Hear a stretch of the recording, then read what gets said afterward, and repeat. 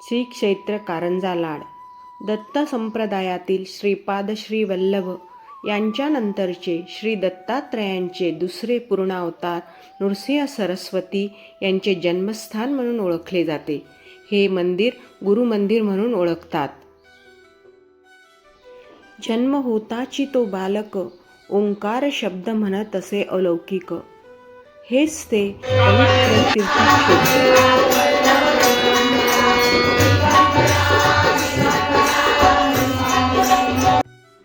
आम्ही गुरुमंदिरात प्रवेश केला आणि आम्हाला दिगंबरा दिगंबरा श्रीपाद श्री वल्लभ दिगंबरा हा नामघोष ऐकायला आला.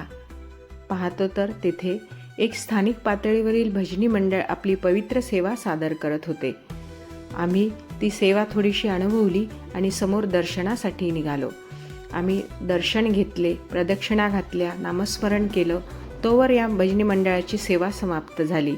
मग आम्ही यांचं जाणून घेण्याचा प्रयत्न केला की हा नेमकं करतात काय. जय गुरुदेव. अवधूत चिंतन श्री गुरुदेव दत्त. आज गुरुमंदिर सभागृहामध्ये गुरुजी समोर रुक्मिणी महिला भजनी मंडळ यांचं गुरुसेवा भजनावली आम्ही सादर केली. आमच्या या रुक्मिणी महिला मंडळाची 15 वर्षापासून सेवा सुरू आहे आणि दरवर्षी नवीन नवीन सदस्य यामध्ये जुळत आहे आणि आत्मीयतेने गुरुभक्तीने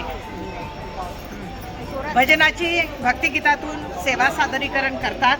यासाठी गुरुमंदिरतर्फे आम्हाला आमंत्रण असतं. आमच्या या रुक्मिणी भजनी महिला मंडळाच्या अध्यक्षा ललिताताई उडाखे ह्या आहेत व सर्व कारंज्यातल्या सन्माननीय सदस्या.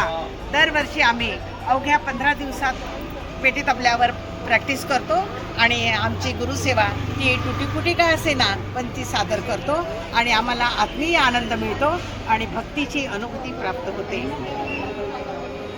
बाहेरगावी सुद्धा गुरुकुंज मोजरीला आणि शेगावला वगैरे अशा ठिकाणी सुद्धा आम्ही जातो आणि आमच्यासोबत आमचे भजनी मंडळामध्ये टाळ वादक, हार्मोनियम वादक आणि तबला वादक सुद्धा असतात. या सर्वांनी मिळून आमची गुरुची सेवा गोड करून घेतो.